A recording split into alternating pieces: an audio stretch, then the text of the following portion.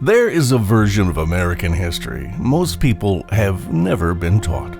It is the version where the men who loved to hunt, who spent weeks in the wilderness with a rifle, a horse, and nothing else, ended up being the same men who saved that wilderness from disappearing entirely. It sounds like a contradiction. It is not. It is one of the most important and least understood stories in this country's history. And at the center of it, you will find a handful of hunting rifles that did far more than put meat on the table. This is the story of how American hunters, armed with bolt-action and lever-action rifles, looked out at the destruction being done to the land they loved and decided they were not going to allow it. What followed was the birth of the American conservation movement, one of the most consequential environmental achievements in human history, built not by naturalists behind desks, but by men who hunted. Men who understood what it meant to track an animal across open country and recognized that the wilderness was running out of time. To understand where this begins, you need to picture America in the 1870s and 1880s. Bison herds that once numbered in the tens of millions had been reduced to a few hundred animals. The eastern elk was functionally extinct. Market hunting, where professional hunters killed game in industrial quantities to sell in eastern cities, operated without restriction. No bag limits, no seasons, no federal oversight. The land and everything on it was treated as an inexhaustible resource, and it was being exhausted. Into this landscape walked Theodore Roosevelt, 23 years old, grieving the deaths of his mother and wife, seeking something in the Badlands of North Dakota that the drawing rooms of New York could not give him. He brought with him a Sharps rifle and later a Winchester Model 1876, a powerful lever-action chambered in .45-75 Winchester, capable of taking elk and bison at serious distances. Roosevelt was not a casual shooter. He was a student of marksmanship, of woodcraft, of the American hunting tradition. What he found in the Badlands changed everything about the direction his life would take. The Winchester Model 1876 is not a rifle most people talk about today. It was designed as a larger, more powerful companion to the legendary 1873, built to handle the bigger cartridges that serious big game hunting required. Roosevelt used it extensively in the Dakota Territory. The experience of hunting with it, riding across open country, sleeping under the stars, rising before dawn, shaped his understanding of what was being lost as the frontier closed and the wildlife disappeared. Roosevelt came home from the Badlands a different man. In 1887, along with fellow hunter George Bird Grinnell, he founded the Boone Crockett Club, named after two of the most iconic figures in American frontier history. The membership requirement was telling. You had to have taken 3 species of North American big game with a rifle in fair chase. These were not armchair conservationists. They were men who hunted, who understood the ecosystems from direct personal experience, and who had the political connections to do something about the destruction they were witnessing. The Boone Crockett Club became one of the most influential private organizations in American political history. Its members included senators, cabinet officials, military officers, and industrialists. They used that influence to push through the first serious federal wildlife protection legislation this country had ever seen. The Forest Reserve Act of 1891 gave the president authority to set aside federal land as protected reservations. The Lacey Act of 1900 made it a federal crime to transport illegally killed game across state lines, effectively destroying the market hunting industry overnight. None of this happened without rifles. It happened because men who carried rifles, who understood what the wilderness meant and what was being taken from it, decided to act. The Winchester, the Sharps, the Springfield. These were not incidental details. They were the tools that put these men in the field, that gave them the direct relationship with the land that made conservation more than an abstraction. By the time Roosevelt became president in 1901, he carried decades of field experience and a conservation philosophy inseparable from his identity as a hunter. He brought with him a Remington Model 1899, a refined bolt-action that represented the state-of-the-art in American sporting arms at the turn of the century. During his time in office, Roosevelt established 150 national forests, 51 federal bird reservations, 4 national game preserves, and 5 national parks.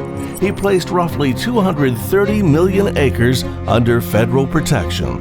It remains the single most consequential act of conservation in American history. The Remington bolt actions of Roosevelt's era represent a turning point in American rifle design. The bolt action mechanism, refined through military rifles of the late 19th century, offered accuracy and reliability that lever actions could not match at longer ranges. Rifles chambered in cartridges like the .30-06 Springfield gave hunters the capability to pursue game across open western terrain, where shots might be measured in hundreds of yards. The .30-06 Springfield is itself a piece of American history worth understanding. Developed for the military in 1906 and immediately embraced by civilian hunters, it became the dominant American hunting cartridge for most of the 20th century. It was the cartridge carried by the hunters who funded the federal duck stamp program, who lobbied for the Pittman-Robertson Act of 1937, which placed an excise tax on firearms and ammunition and directed every dollar to wildlife conservation. That legislation is one of the most quietly important conservation funding mechanisms in history. Since 1937, the Pittman-Robertson Act has generated over $16 billion for wildlife restoration and hunter education. Every American who has ever purchased a hunting rifle or a box of ammunition has contributed to it.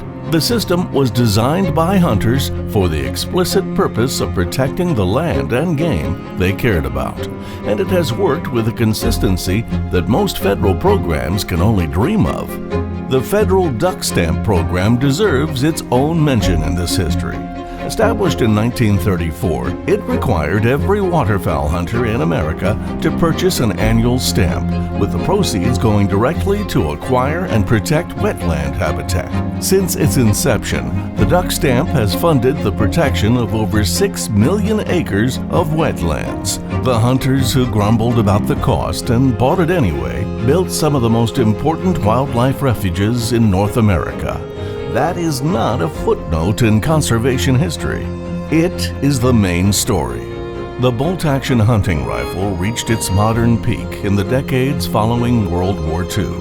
The Winchester Model 70, introduced in 1936 and refined through the post-war era, earned the nickname the Rifleman's Rifle for reasons anyone who has handled one will understand immediately.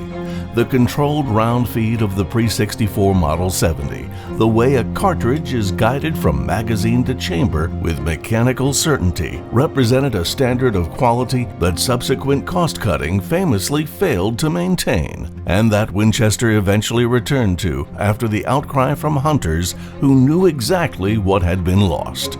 The hunters who carried Model 70s and Remington 700s through the deer camps of the 1950s and 1960s were the same hunters who built the state wildlife agencies, the conservation clubs, and the sportsmen's organizations that funded the restoration of wildlife populations devastated in the previous century. The white-tailed deer population in the United States at the turn of the 20th century was estimated at somewhere between 300,000 and 500,000 animals. Today, it exceeds 30 million. That recovery did not happen by accident. It happened because hunters built and funded and defended the system that made it possible. What tends to get lost in discussions of conservation history is the directness of the connection between hunting culture and the land that was saved. The men who established national forests, wildlife refuges, migratory bird treaties, and state game commissions These were not people who experienced nature through books. They experienced it through the scope of a rifle, through the pre-dawn stillness of a deer stand, through the physical reality of field dressing an elk on a mountainside at 10,000 feet. That experience produced a quality of commitment difficult to replicate any other way.